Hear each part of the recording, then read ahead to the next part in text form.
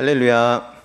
네, 반갑습니다. 네, 서부 아프리카, 그리고 목사님께서 말씀해 주신 대로 서부 아프리카 베냉에서 사역하고 있는 김민호 선교사라고 합니다. 오늘 이렇게 여러분과 말씀과 또 저의 삶, 또 사역에 대해서 나눌 수 있는 기회를 갖게 되어 감사드리고요. 이 시간 또 저희 가정을 통해서 그 땅 가운데 역사하시는 그 하나님의 이야기들을 나눌 때 먼저는 하나님께 영광이 되고 또 모두 함께 은혜 받는 시간 되기 원합니다. 아멘. 네, 2017년 7월에 지금으로부터 약 만 9년 전에 저희가 서부 아프리카 베냉으로 파송을 받았습니다.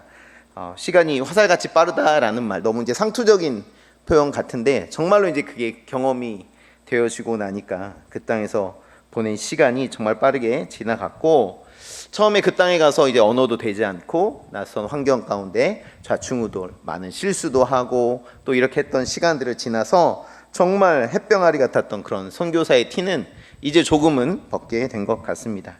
그리고 저희와 함께 저희의 손을 잡고 선교지로 향했던 하나님께서는 저에게 이제 세 아들, 다엘이, 하겸이, 라준이. 그래서 이제 이름이 조금 어렵잖아요. 그래서 앞 글자만 따서 저희는 이제 다하라 형제라고 합니다. 저희 다하라 형제들을 그때는 이렇게 엄마 아빠의 손을 잡고 선교지로 나갔었는데 10년이 흐르고 나니까 이제 든든한 청년들이 되어서 많이 성장한 것을 보게 됩니다.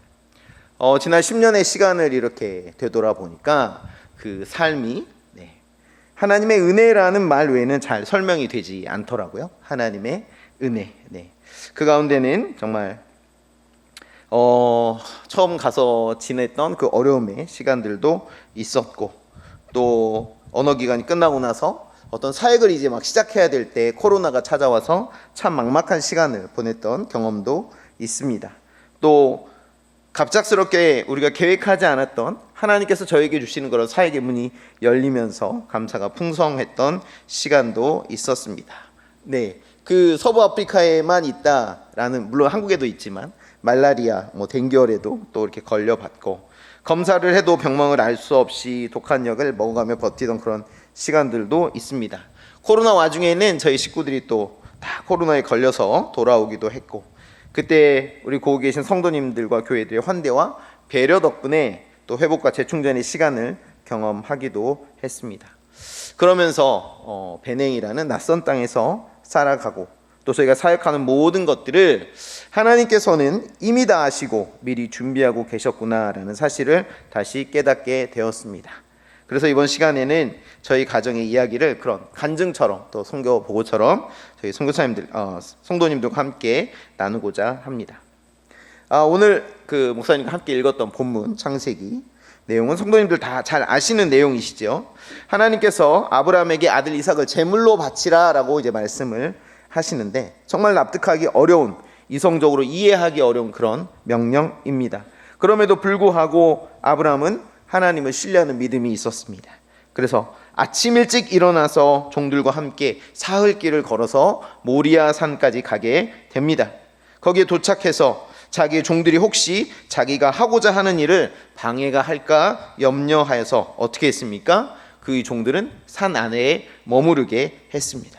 그리고 자기 목숨보다 소중한 아들 이삭과 둘이서 그 산을 올라갑니다. 그 산을 걸어가는 아브라함의 마음이 어떠했을지, 저도 같은 부모의 입장이지만 정말 상상하기조차 어렵습니다.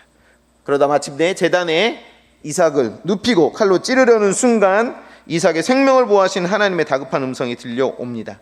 그리고 그제서야 이 아브라함의 귀한 믿음과 순종을 하나님께서 기쁘게 받으셨다라고 말씀을 해 주십니다. 그런 후에 이제 우리가 오늘 읽었던 본문의 말씀처럼 아브라함이 눈을 들어 살펴본즉 한 순양이 뒤에 있는데 뿔이 수풀에 걸려 있는지라 아브라함이 가서 그 순양을 가져다가 아들을 대신하여 번제로 드렸더라라는 말씀이 나옵니다. 여러분도 잘 아시다시피 구약을 우리가 읽다 보면 하나님을 지칭하는 여러 이름들이 나옵니다. 등장하는데 그 가운데 오늘 제가 여호와 이레, 준비하시는 하나님 또는 예비하시는 하나님과 관련된 본문을 선택한 이유는 다음과 같습니다. 순종으로 이 믿음의 시험을 통과한 아브라함과 이삭을 위해서 하나님께서 번제로 바쳐질 순양을 미리 준비하셨던 것처럼 하나님께서는 저희 가정을 위해서도 이 배냉에서 저희의 삶과 사역을 위해 필요한 모든 것들을 예비해 놓고 계셨다는 저희의 그 믿음의 고백을 여러분과 나누기 위해서입니다. 여호와 이레, 준비하시는 하나님께서 저희 가정을 위해 준비하신 것을 오늘 시간 한 3가지 정도 한번 나누어 보려고 합니다. 첫 번째는 선교지를 준비하시는 하나님입니다. 저희 선교지가 아까 어디라고 들으셨나요? 배냉. 네, 되게 특이하고 어떤 나라일까 좀 궁금하실 텐데 하나님께서 저희 가정에 배냉이라는 귀한 선교지를 먼저 허락하셨습니다. 준비해 주셨습니다. 그래서 이 시간 이 배냉이라는 나라가 어떤 나라인지 먼저 간단하게 소개를 하도록 하겠습니다. 네, PPT를 한번 보여주실까요? 네, 저희 가족. 저희 2017년에 이제 처음 나갈 때 저희 손을 잡고 나갔던 어린 친구들이 이게 이번에 들어와서 이제 함께 찍었는데 이런 청년들이 되었습니다. 저희 가족을 이제 이름을 코닌 가족이라고 했습니다. 코닌 가족. 저희가 배냉에 대해서 리서치를 하는데 인구가 그때 1200만에서 한 1300만 되고 땅 넓이는 남한보다 약간 큰데 무려 그 땅에 60개가 넘는 언어와 60개가 넘는 종족이 있는 것이었어요. 그래서 저희의 정체성이 한국인이지만 이제 선교사로서 그 땅에 들어갈 때 한국과 배냉을 잇는 가교의 역할을 하고자 저희 가족 5명에게 코닌 가족이라는 이제 이름을 붙이고 그 땅 가운데 한 종족이 더하여졌습니다. 그래서 저희는 이제 늘 저희를 코닌 가족이라고 부릅니다. 네, 그 배냉이 어디에 있는지 한번 살펴볼까요? 넘겨주세요. 네. 이 큰 아프리카 땅 가운데 저기 이제 표시되어 있는 그 부분, 이 부분을 이제 지리적으로 보면 기니만이라고 합니다. 기니만의 위치에 있고요. 사실 조금 확대해서 보시면 왼쪽으로는 토고, 오른쪽으로는 나이지리아, 위쪽으로는 부르키나파소라는 나라와 그 다음에 그 옆으로는 니제르라는 4개의 나라와 국경을 맞대고 있습니다.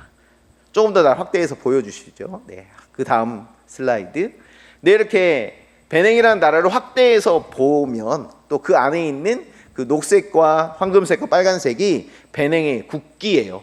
그런데 이제 다른 아프리카 나라들 또 국기를 또 유심히 살펴보신 분들이 계실지 모르겠는데 이 3가지 색깔이 아프리카를 대표하는 색깔입니다. 그래서 이 배열만 다르게 한 국기들이 참 비슷비슷한 국기들이 많이 있습니다. 그런데 이 땅을 보면 혹시 연상되는 물건이 있으신가요? 열쇠. 오늘 정답이 유출된 것 같습니다. 네, 자, 한 번 더 보여주시죠. 네, 지금은 이런 열쇠를 사용하는 곳이 거의 없죠. 한국만 해도 디지털 키, 자동차만 해도 이런 스마트 키 이렇게 되어 있는데 이 열쇠의 주요한 기능은 형태는 달라졌지만 여전히 동일합니다. 열쇠의 주요한 기능이 무엇인가요? 닫혀져 있는 문을 여는 것입니다. 맞죠? 동의하십니까? 네, 하나님께서 이 배냉이라는 나라를 저에게 선교지로 주시고 또 그 나라에 대해서 연구할 때에 이 나라의 모양이 열쇠를 닮은 것을 보고 하나님께서 저에게 주셨던 마음이 그거였어요.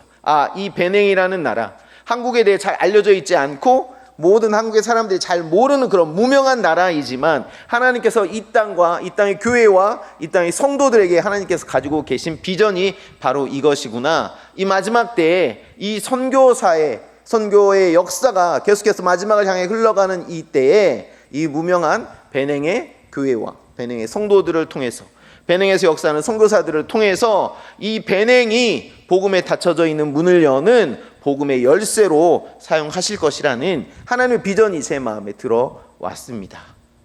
그래서 그때부터 가는 곳곳마다 배냉을 위해서 제가 소개를 하고 그 전에는 이런저런 정보를 막 날렸어요.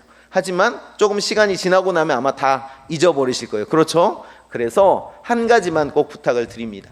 혹시라도 배냉을 위해서 기도할 때 이 배냉이 복음에 닫혀져 있는 문을 여는 열쇠의 사명 감당하는 나라 되게 해 주십시오라고 기도해 달라고. 그러면 적어도 이 한 가지는 잊지 않고 기도해 주실 거다라는 생각이 들었습니다. 그래서 배냉이라는 나라가 어디에 있고 인구가 몇 명이고 이런 것들보다도 배냉이 그 주변에 복음에 대해 닫혀져 있는 많은 나라들이 복음의 문을 여는 열쇠의 역할 하게 해달라고 기도해 주시면 감사하겠습니다. 좀 더 살펴보겠습니다. 다음 슬라이드 한번 보여주시죠. 네, 이 배냉에는 부두교라는 전통 종교가 있어요. 들어보신 분들도 있을 것 같아요. 그래서 저 첫 번째 사진은 뭐냐면 이 사람들이 가장 두려워하는 것이 바로 저주입니다. 누군가 나를 원한을 지고 저주하지 않을까. 그래서 갑자기 가족 가운데 누가 아프거나 사건 사고가 생기면 사람들이 처음에 떠올리는 것은 누군가 나와 가족을 저주하고 있구나라고 생각을 하는 거예요.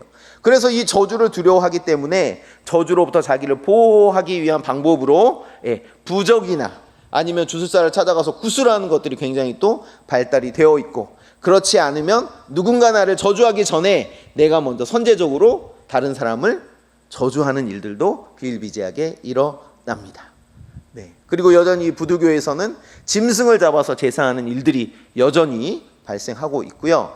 베냉 정부에서는 이 부두교를 문화적인 어떤 상품으로, 또 관광 상품으로 홍보하기 위해서 1월 9일과 10일 이틀을 국경일로 정해서 부두 페스티벌이라는 어마어마한 큰 축제를 열면서 실상은 그때 이 부두교 사제들이 우상을 섬기는 그런 일들이 벌어지고 있습니다. 그 다음 사진요. 부두교는 우리 예전에 조상들이 자연물을 섬겼던 것처럼, 피조물을 섬겼던 것처럼 큰 강, 바위, 그 다음에 천둥, 또 철이 강하기 때문에 철을 섬기기도 하고, 또 그 가운데 하나가 뱀을 섬겨요. 그래서 이 위다라는 지역에 가면 뱀 신전이 있습니다. 네, 한 장 더 넘겨주시죠. 이렇게 뱀들이 한 100여 마리 이렇게 모여 있습니다. 이제 관광 상품처럼 들어가면 뱀을 목에 걸고 사진을 찍고, 거기에 있는 가이드, 또 사제이기도 하죠. 이 뱀에게 너의 소원을 빌면 이루어진다 라고 하면서 이 뱀을 자기들이 섬기고 있다는 것을 보여주고 있습니다. 전형적인 우상을 섬기는 그런 종교 가운데 하나이지만 상당한 영향력을 가지고 있습니다. 그러다 보니 이 사람들의 마음 가운데 이 전통 종교의 영향력이 그대로 살아있는 상태에서 교회를 가기도 하고 또 성당을 가기도 하고 이슬람을 믿기도 하는데, 그게 이제 짬뽕이 되면서 이 혼합주의가 굉장한 영향을 미치고 또 위험한 상황 가운데 있기도 합니다. 그리고 이 땅 가운데 벌써 한국의 박옥수 이단, 또 이요한 구원파, 통일교, 하나님의 교회 등등 많은 이단들이 벌써 열심으로 이 서부 아프리카 땅에서 사역을 하고 있습니다. 네, 다음 또 보여주시죠. 네, 그 앞쪽에 됐습니다. 이 셀레스트라는 자생 이단이 또 그 땅에 굉장히 유명합니다.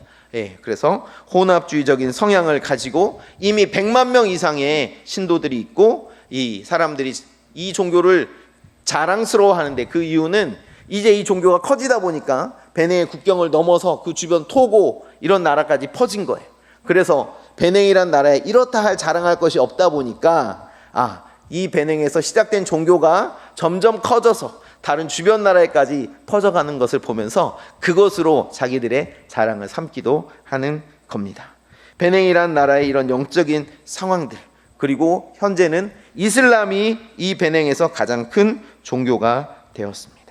하지만 조금 전에 말씀드린 것처럼 이러한 상황에도 불구하고 베냉의 교회가 열쇠의 사명을 잘 감당할 수 있도록 기도해 주시면 감사하겠습니다. 저 이런 선교사의 여정은 제가 정말 시골에 살다가 6학년 때 이곳 전주로 오면서, 또 깡통교회 다들 잘 알고 계시죠? 안디옥교회에 출석하면서 시작이 되었습니다. 이 안디옥교회를 개척하고 심우하신 이동희 목사님을 통해서 중학생, 고등학생, 청년 시절 동안 선교가 무엇인지 배우고 선교에 대한 도전과 부르심을 받게 되었습니다. 또 수련회 때마다 폐회에 보면 이동희 목사님께서 오셔서 선교사로 나갈 사람 일어서십시오 할 때마다 수없이 일어났던 그런 기억이 있습니다. 젊은 시절에 잠깐의 방황도 있었지만 결국에는 이 또한 저와 저희 가정을 선교사로 세우시기 위한 그런 과정이었다라는 것도 나중에 깨닫게 되었습니다. 바울 선교회의 특징이 있어요. 아시는 분들도 계실 수 있겠지만, 바울 선교회는 선교회 이 훈련에 참여하신 분들이 자기가 가고자 하는 선교지를 선택하지 않습니다. 바울 선교회에서 전체적인 세계의 선교적인 그런 상황들을 보고서 정말 선교사가 많이 필요로 하지만 또 선교사가 많이 나가지 않는 곳이 있다면 그곳으로 선교사를 파송하는 정책을, 전략을 가지고 있습니다. 저와 함께 훈련을 받았던 분들 중에서도 나는 A라는 나라를 가야지 하고 생각을 품고 왔다가 결국에는 다른 곳으로, 특별히 저와 같은 서부 아프리카 나라들로 파송을 받게 되었습니다. 그런데 선교지에 가서 제가 생활해 보니 이것이 참 좋은 전략이라는 생각이 들었습니다. 내가 가고자 하는 곳이 아니라 선교사가 필요로 하는 곳, 복음을 더 필요로 하는 곳으로 그 사람들을 보내는 것, 이것이 참 좋은 전략이라는 생각이 들었습니다. 그래서 저희가 처음부터 이 배냉을 가고자 준비한 것이 아니고 이 바울 선교에서 훈련을 받을 때에 하나님께서 저희 가정을 이 배냉이라는 나라로 보내주셨다라고 생각을 하게 되었습니다. 만약 저희가 이 배냉으로 파송을 받지 않았더라면 아마 오늘 이 밤에 이런 자리는 없었을 수도 있을 것 같습니다. 이렇게 하나님은 저희 가정을 위해서 정말 특별한 방법으로 서부 아프리카의 베냉이라는 나라를 저에게 아름다운 선교지로 예비해 두셨습니다. 선교지를 예비해 두신 하나님, 두 번째로 저희에게 함께 그곳에서 일할 수 있는 신실한 동역자도 허락해 주셨습니다. 이 사진이 계속해서 오래 떠 있었는데요. 베냉에서 저희와 함께 고아원과 돌봄센터 사역을 하고 있는 로베라는 친구, 남자와 그의 부인 잉그리드입니다. 로베와 잉그리드 부부를 만나서 지금 사역을 함께 하고 있는데요. 코로나 시절에 저희 이 친구들과 함께 관계를 갖고 사역을 하게 되었습니다. 그때부터 이 친구가 어린이 전도협회라는 선교단체의 간사이면서 또 지역 대표이기 때문에 이 친구와 함께 어린이 전도협회 사역도 함께 하고 또 다른 고아원을 함께 섬기면서 이 친구가 정말 성실하고 하나님을 향한 열정이 있다는 것을 알게 되었습니다. 그러다가 갑작스럽게 저희가 함께 섬기던 그 고아원에서 저도 그렇고 이 로베라는 친구도 그렇고 그곳의 아이들을 더 이상 만날 수 없도록 저희가 거절을 당하게 되었습니다. 잔뜩 상심한 마음으로 3년 전 2023년 여름에 제가 한국에 나와 있을 때 로베가 저희가 그때 함께 섬기던 그 고아원 말고 다른 지역에서 고아원 사역을 하는 것이 어떻겠냐라고 저에게 제안을 해왔어요. 이 로베라는 친구의 장점을 보니까 쉽게 포기하지 않더라고요. 그리고 하나님이 주신 열정이 대단한 친구였습니다. 이미 모든 것을 다 준비해 놓았으니까 와서 보기만 해라 라는 이 친구의 말에 반신반의하는 마음으로 지금 긍휼의 마음 고아원을 첫 방문하던 날이 생각이 납니다. 과연 정말일까? 어떻게 되어 있을까? 기대하는 반, 또 혹시 내가 실망하지 않을까 하는 저의 마음처럼 날씨가 굉장히 우중충했지만 저의 생각보다 너무나도 준비가 잘 되어 있는 모습에 내심 놀랐습니다. 이미 12명의 고아의 친구들이 그곳에서 생활을 하고 있었고요. 그래서 어떤 재정이 나서 어떻게 나서 이것을 했을까 궁금해서 이 로베라는 친구에게 물어봤어요. 어떤 돈으로 이 아이들이 지낼 수 있는 이런 상황을 만들어 놓았는지. 그랬더니 그 친구의 대답이 저를 굉장히 놀라게 했습니다. 자기 가족이 여러 명이에요. 자기 본인의 자식이 4명이고 또 어려서부터 입양해서 키운 아이들까지 이 가족이 전체 7명, 8명인데 교회를 갈 때마다 로베와 그의 부인 오토바이로 이용을 하니까 너무 힘들잖아요. 그래서 차가 필요할 것 같아서 오래전부터 차를 사기 위해 모아둔 그 돈, 100만 세파라는 돈입니다. 현지 화폐인데 현지 하나로 계산을 하면 약 260만 원 정도 되는데 이 돈을 헌금해서 필요한 물품도 구입하고 아이들이 지낼 수 있도록 건물도 수리했다는 것이었습니다. 아무도 안 놀라시네요. 100만 세파가 어느 정도인지 이제 궁금하시니까, 가늠이 안 되시니까. 그때 당시에 이 경비원 일을 하면 한 달에 4만 세파 내지 5만 세파 정도의 돈을 벌었어요. 그러면 100만 세파를 얻기 위해서는 4만 세파를 받는 사람은 월급을 하나도 쓰지 않고 몇 개월을 모아야 될까요? 25개월.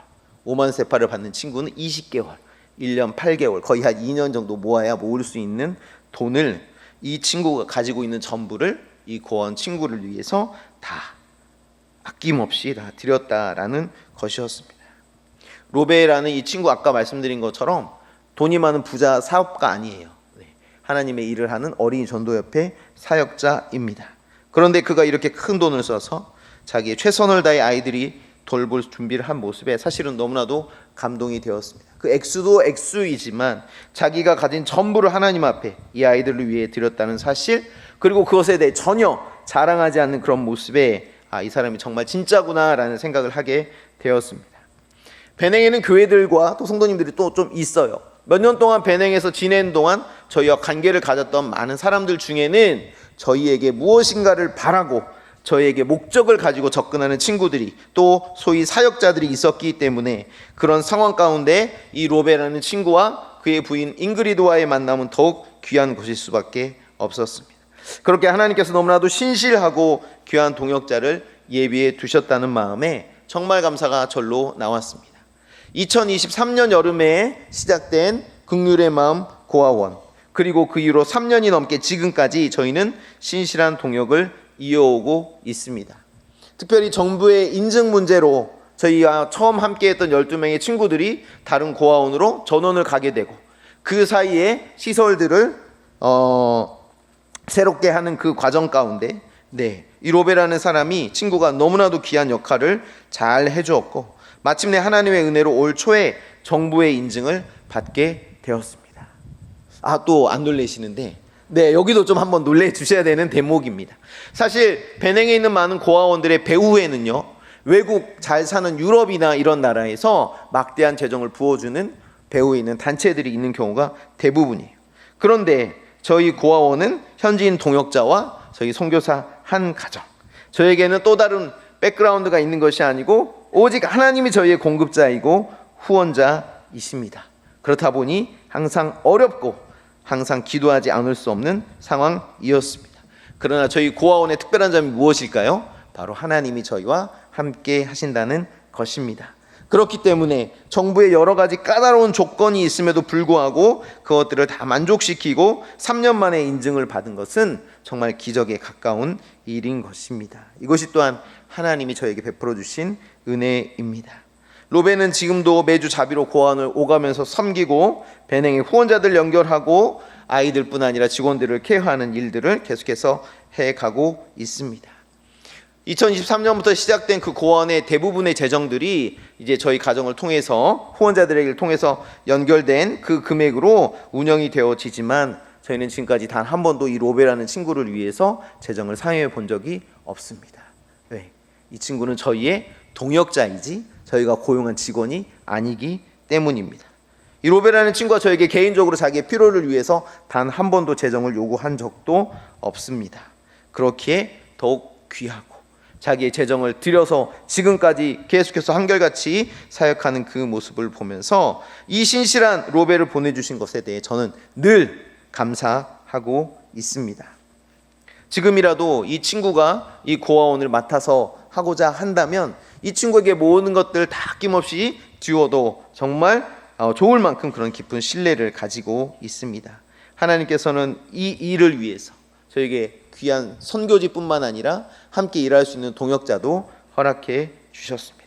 그런 여호와 일에 준비하시는 하나님을 찬양합니다. 마지막은 뭐냐면요, 저희가 그 땅 가운데서 지금 하고 있는 이러한 사역들 또한 하나님께서 다 열어주셨다는 겁니다. 저희가 베냉에서 긍휼의 마음 고아원, 그리고 그 고아원이 있는 주변 지역의 어려운 친구들을 돌보는 돌봄센터를 하고 있고, 그리고 아내 양성진 선교사가 음악 사역을 감당하고 있는데요. 저희가 훈련을 받을 때 이 바울 선교회를 설립하신 이동희 목사님께서 이런 말씀을 하셨던 게 기억이 났어요. 너희가 선교지에 들어갈 때 청사진을 가지고 가지 말고 백사진을 가지고 가라. 이게 무슨 뜻일까? 청사진은 건물을 짓기 위한 설계도잖아요. 내가 그 땅에 들어갈 때 어떤 사역을 어떻게 해야 할지, 내가 잘하는 것은 이것이니까 이런 사역들, 선교사가 준비해서 가는 그 모든 것들이 실제로는 현장에서 맞지 않는 것일 수도 있기 때문에 선교사는 겸손한 마음으로 하나님 보내신 땅에 들어가서 그 땅의 필요가 무엇인지를 잘 살피고, 하나님께서 이 선교사들을 통해서 그 땅 가운데 하시고자 하는 사역이 무엇인지를 잘 알아서 하나님의 뜻 가운데 순종하는 사역을 이어가야 한다, 그런 말씀이었습니다. 시간이 지나고 나서 보니까 또 저희의 삶 가운데 역사하신 하나님의 그 일하심을 볼 때 이것이 정말 맞는 말이라는 생각이 들었습니다. 언어와 현지에 적응하는 시간이 지나고요, 아내에게 먼저 음악 사역의 길이 열렸습니다. 아내 양성진 선교사는 한국에서 클래식 음악, 피아노를 특별히 전공을 했어요. 그런데 아프리카에서 이 클래식 음악으로 어떤 사역을 시작할 수 있을까? 사실은 전혀 기대할 수 없는 상황이었습니다. 그런데 너무나도 놀랍게도 저희가 그 땅에 들어가기 한 2년 전쯤에 지금은 독일에 계신 한 한국 성악을 전공한 분에 의해서 이 국립대학교에 클래식 음악을 가르치는 음악학과가 세워져 있었습니다. 그런데 이제 선생님이 부족하니까 이제 언어들 막 떠듬떠듬하는 아내에게 이 신입생들에게 피아노를 가르쳐 달라는 요청이 들어오면서 대학교에서 가르치는 사역이 시작이 되었습니다. 양성규 선교사가 처음부터 이곳에 이런 대학이 있으니 내가 가서 피아노를 가르쳐야 되겠다라는 것이 아니고, 우리의 계획이 아니라 하나님께서 준비하시고 예비하신 그 사역들을 저에게 맡겨주시는 일이 너무나도 신기하고 놀라웠습니다. 후에 영상에 좀 보시겠지만 지금 2개의 바이올린 팀을 지도하고 있는데, 이 바이올린 팀을 지도하게 된 과정도 마찬가지였습니다. 그때 당시에 이 베냉에 바이올린이 있을 줄 누가 알았으며, 이 바이올린 팀이 조직되어서 예배 시간에 바이올린으로 하나님을 찬양하는 찬양을 올려드리게 될 줄 누가 상상을 했겠습니까?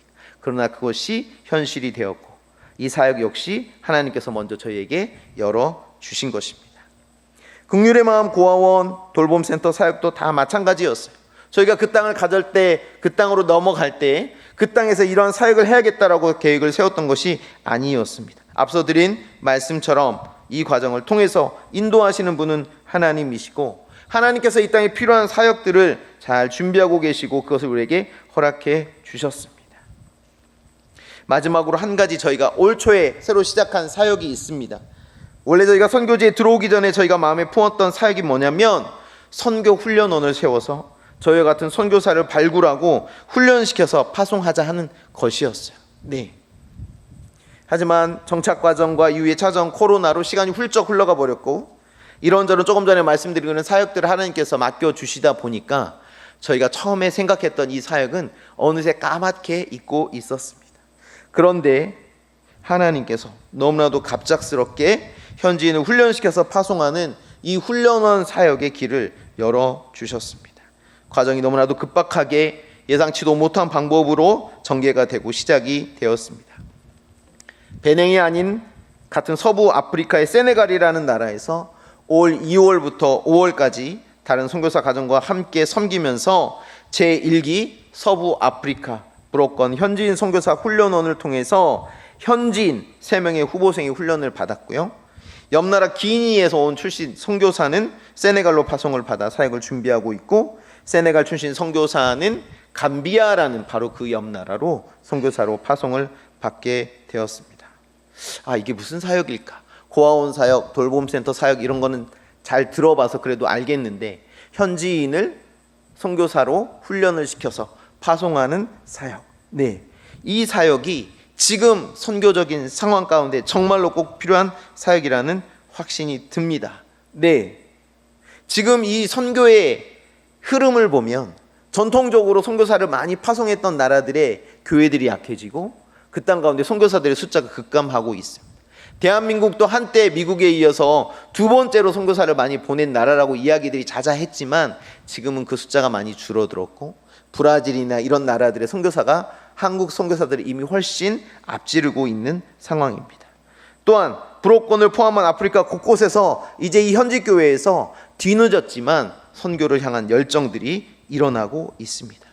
하지만 아직은 이 교회, 현지 교회 스스로 선교사 후보생들을 발굴하고 훈련시키고 나아가 기도와 재정으로 후원할 수 있는 그런 여력은 조금 부족한 상황입니다.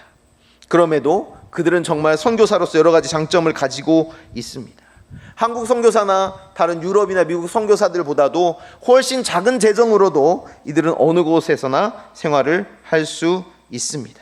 또 그곳에서 나고 자랐기 때문에 문화와 언어와 모든 것들이 이미 훈련이 되어 있고 준비가 되어 있습니다.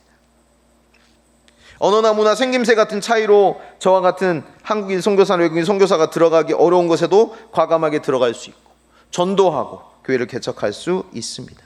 또한 선교의 대상들로부터도 거부감이 덜합니다.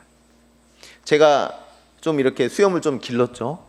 올여름에 수염 때문에 많은 이야기들을 들었는데, 제가 아무리 이렇게 수염을 기르고 현지인들 사이에 들어간다고 해서 제가 현지인처럼 보일까요? 그렇지 않습니다.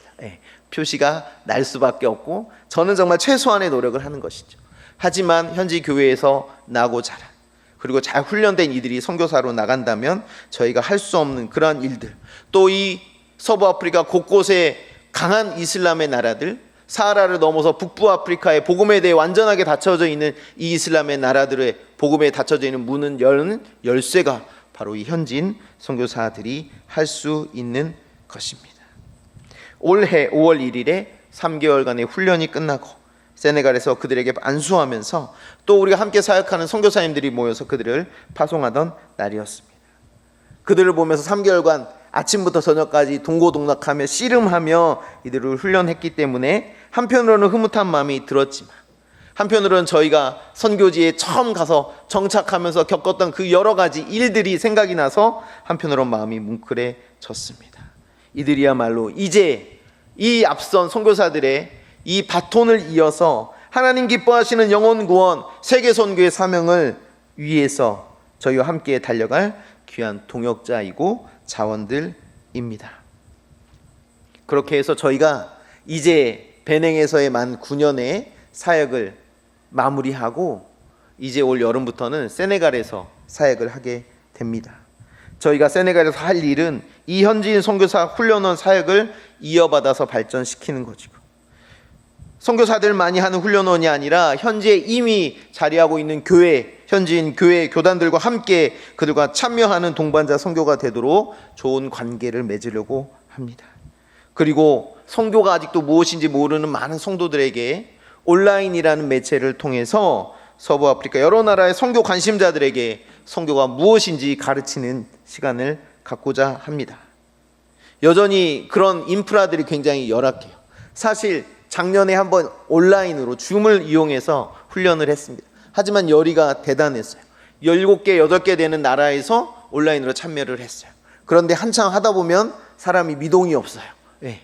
이미 이제 인터넷이 끊겨가지고 그 사람이 남아있거나 아니면 수시로 들락날락하거나 정전이 되는 바람에 갑자기 10명 있던 사람들이 5명만 남고 그렇게 하는 상황들도 비일비재하게 벌어졌습니다. 하지만 무엇인가, 선교가 무엇인가, 하나님이 우리에게 가르쳐 주시고 하는 것이 무엇인가를 배우려고 정말 빛나는 눈빛으로 쳐다보는 그들의 그 화면을 응시하던 모습을 정말 잊을 수가 없습니다.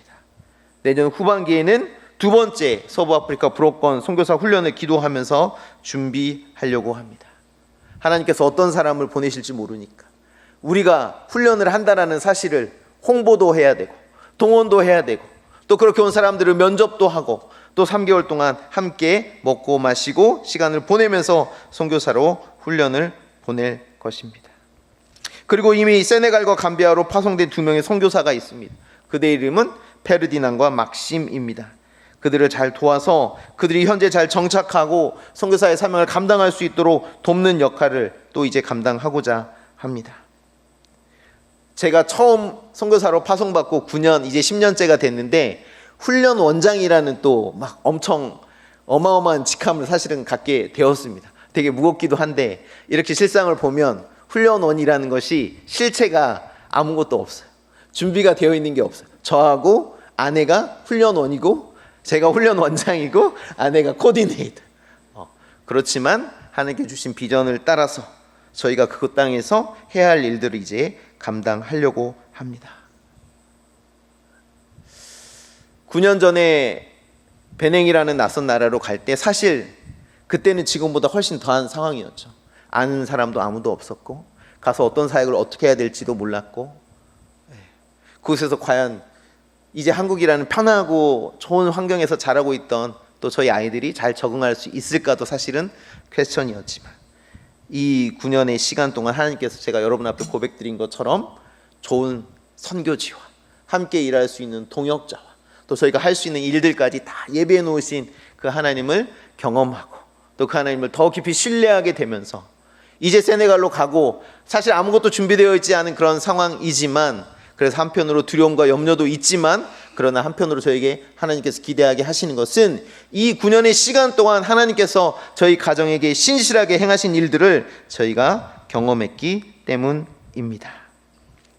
그래서 아까 말씀드렸던 베냉의 교회와 성도들이 복음에 닫혀있는 문을 여는 열쇠의 사명 감당해달라고 감당할 수 있도록 기도해달라고 하는 요청이 하나님이 우리에게 주신 그 비전이 이제 어떻게 펼쳐질 것인지 그림이 그려지기 시작한 것이죠. 시작은 세네갈이었지만 이제 멀지 않아 서부 아프리카 다른 나라 베냉, 토고, 코트디부아르, 가나 이런 나라들에서도 이 훈련원 사역이 시작돼요.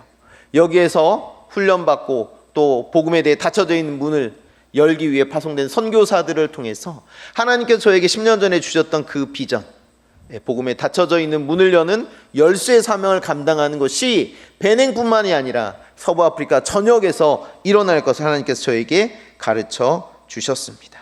이제 하나님께서 저희에게 기대하시는 것, 그러므로 우리가 해야 할 일들은 하나님께서 하기 원하시는 일, 그래서 우리에게 맡겨주시는 그 일을 청지기의 자세로 성실하게 감당하는 것임을 깨닫게 되었습니다.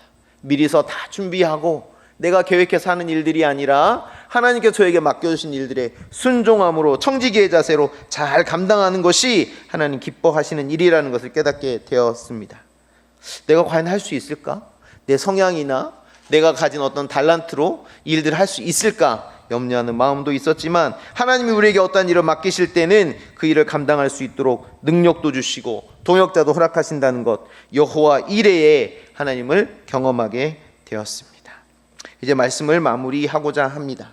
저희에게, 이 코닌 가족에게 베냉이라는 너무나도 귀한 선교지를 예비해 주시고, 로베와 잉그리드라는 신실하고 귀한 동역자도 예비해 주시고, 긍휼의 마음 고아원을 비롯해서 음악 사역과 현지인 훈련원 사역까지 우리의 사역마저도 모두 준비해 놓으신 여호와 이레 하나님을 찬양합니다. 아직도 부족하고 앞으로 갈 길이 많은 이제 첫 10년의 걸음을 걸어온 선교사로서 저희의 이 시간들을 되돌아보니 정말 모든 것이 하나님의 은혜였고, 때로는 아브라함이 순종을 제물로 드려야 했던 것처럼 이 순종의 과정을 통과하고 하나님께 인정을 받았던 것처럼 저희 또한 하나님 앞에서 그렇게 인내하며 하나님 앞에 순종을 훈련하는 시간이었구나라는 생각도 하게 됩니다. 선교는 선교사가 하고 싶은 일 하는 것 아니고 겸손히 주님의 인도하심에 순종하며 나가는 것임을 또한 깨닫게 되었고, 지금까지 우리 가정이 하나님을 향한 믿음과 신뢰를 굳건하게 붙잡고 또 앞으로도 계속해서 저에게 맡겨주신 그 일들, 충성을 다하는 청지기로 살아갈 수 있도록 기도해 주시기를 부탁을 드립니다. 또한 이 자리에 함께 하신 우리 사랑하는 더누리교회 성도님들의 인생 가운데에도 이러한 선하신 여호와 이레의 하나님을 경험하는 일들이 더욱더욱 많아지시기를 주님의 이름으로 축복합니다. 네, 시간이 조금 지났지만 저희의 사역 영상 하나만 보고 기도 제목 나누고 오늘 저에게 주어진 시간 마무리하도록 하겠습니다. 베냉 소개는 넘어가고 저희 사역 소개하는 영상만 보고 마무리하도록 하겠습니다. 네. 이제 첫날 방문했을 때 이렇게 이 로베라는 친구가 100만 세파를 들여서 준비해 놓은 게 이 모습이었습니다. 오랫동안 방치되었던 이제 그 건물들을 저희가 빌려서 시작을 했기 때문에 처음에는 조금 부족한 부분이 많이 있었습니다.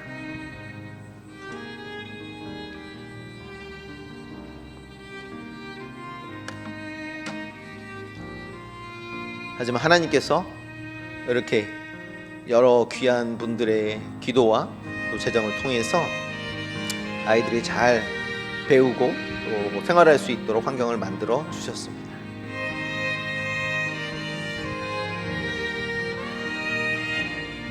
아직도 할 일이 많아 보이죠? 혹시라도 하나님 마음 감동하시면 언제든 베냉에 오셔서 일을 하고 함께 동역하실 수 있습니다.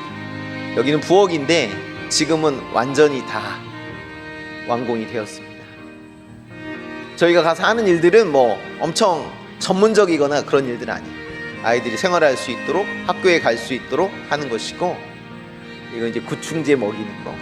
그 다음에 이제 저희가 불어를, 모국어가 아니지만 저희보다 불어를 못하기 때문에 불어를 가르치기도 하고, 음악, 또 배고픔을 채우는 일, 성경 공부, 공과 이런 일들을 아이들과 함께 하고 있습니다. 이건 이제 성경을 지금 필사하는 그런 장면이고요. 이제 안에 음악 사역하는 그런 모습입니다. 앞서 말씀드린 것처럼 바이올린과 또 여러 가지 악기들을 통해서 가르치는 사역을 하고 있고, 이렇게 아이를 또 나이가 지긋하신 어른들도 또 이 일을 함께 하고 있습니다.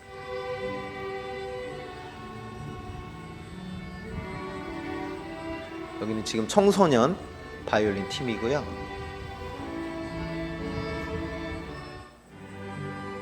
그리고 지금 두 개 바이올린 팀이 전체가 예배 시간에 함께 이 바이올린을 연주하고 있습니다.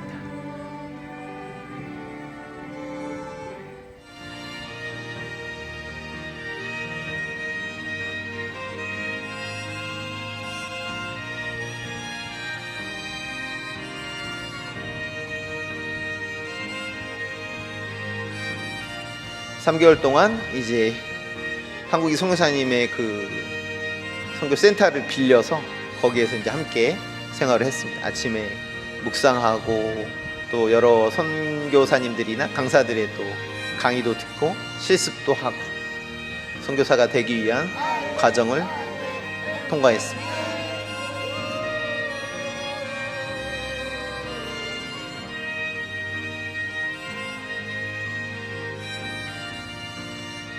지난 9년 동안 이제 하나님께서 저에게 이런 사역들을 맡겨 주셔서 또 사역을 감당하게 되었습니다. 네, 그 다음 넘겨주시면 이제 저희가 기도 제목을 몇 가지 드릴 텐데 시간이 조금 흘렀기 때문에 네, 베냉에서의 저희가 베냉이란 나라를 이제 어떤 나라인지 조금은 소개를 해드렸고 베냉에서 하나님께서 저에게 맡겨주신 일들이 어떤 일들이었는지 그것으로 그 땅과 그 땅의 사람들을 어떻게 섬길 수 있는지 또 나눌 수 있는 시간 기회 주셔서 감사를 드립니다. 이 시간 제가 기도하고 이 시간 마무리하도록 하겠습니다. 살아계신 하나님 감사를 드립니다. 너무나도 연약한 자를 하나님 이 베냉이라는 귀한 선교지를 허락해 주시고 또 이 땅 가운데 사역할 수 있도록 하나님께서 귀한 동역자의 가정도 우리에게 붙여주시고 또 이 땅에서 긍휼의 마음 고아원과 또 돌봄센터 사역 그리고 음악 사역 그리고 더 나아가서 이 서부 아프리카의 복음에 닫혀져 있는 문을 여는 이 문을 열 수 있는 선교사들을 훈련하여 파송할 수 있는 훈련원 사역까지 하나님께서 사역까지 예비해 두시고 이를 저에게 맡겨주신 은혜를 감사드립니다. 여호와 이레에 준비하시는 하나님을 우리의 선교의 사역 가운데 경험케 하여 주시니 감사를 드립니다. 이 자리에 함께하신 우리 더 온누리교회 성도님들의 삶 가운데도 하나님이 예비하여 놓으신 그 풍성한 것들이 풍성한 축복들이 더욱 많이 경험되어지는 은혜가 있게 하여 주옵소서. 이 밤에도 함께하여 주심을 감사를 드리며 우리를 구원하신 예수 그리스도의 이름으로 감사하며 기도드립니다. 아멘. 네, 감사합니다.